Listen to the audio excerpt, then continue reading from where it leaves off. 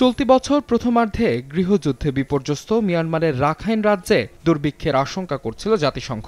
এজন্য মানবিক সহায়তায় বাংলাদেশে করিডোর দেওয়ার অনুরোধ জানিয়ে আসছিল অভিভাবক সংস্থাটি। জাতিসংঘের তত্ত্বাবধানে শর্ত সাপেক্ষে মিয়ানমারের বেসামরিক নাগরিকদের জন্য করিডোর দেওয়ার নীতিগত সিদ্ধান্ত নিয়েছে বাংলাদেশ।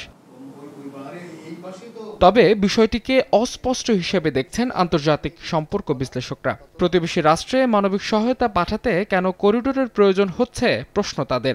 হচ্ছে যে আমি আমার জিনিস থেকে বা জাতিসংঘের যেই সহায়তা সেটা আমি পৌঁছে দিচ্ছি কিনা আরাকানে, তা আমি তো আরাকান বর্ডার পর্যন্ত তো দিতেই পারি, সেটা বাংলাদেশের যথেষ্ট রাইট থাকে, কিন্তু আমার নিরাপত্তা বাহিনী কি আরাকানে ঢুকবে কিনা, তাহলে জটিলতা স্বাভাবিকভাবে সেই জায়গায় যত পরিষ্কারভাবে এই জিনিসটা বলা, তত আমি মনে করি আজকের এই আলোচনাটাও আমরা একটা জায়গায় থেকে বুঝবো আচ্ছা এই জিনিসটা করা হচ্ছে, সেটা এখনো পরিষ্কার না। বাংলাদেশে আশ্রয় নেয়া রোহিঙ্গাদের জন্য যেখানে আর্থিক সহায়তা কমিয়ে দিচ্ছে জাতিসংঘ, সেখানে হঠাৎ করে রাখাইন রাজ্যে মানবিক সহায়তা পাঠানোর বিষয়কে ঢাকার সতর্কতার সঙ্গে পর্যালোচনা করার পরামর্শ আন্তর্জাতিক সম্পর্ক বিশ্লেষকদের। প্রতিবেশী রাষ্ট্রসহ জাতিসংঘের পরাশক্তিধর দেশগুলো মানবিক সহায়তায় করিডোর দেয়াকে কিভাবে দেখছেন এ ব্যাপারেও সতর্ক হওয়ার তাগিদ তাদের।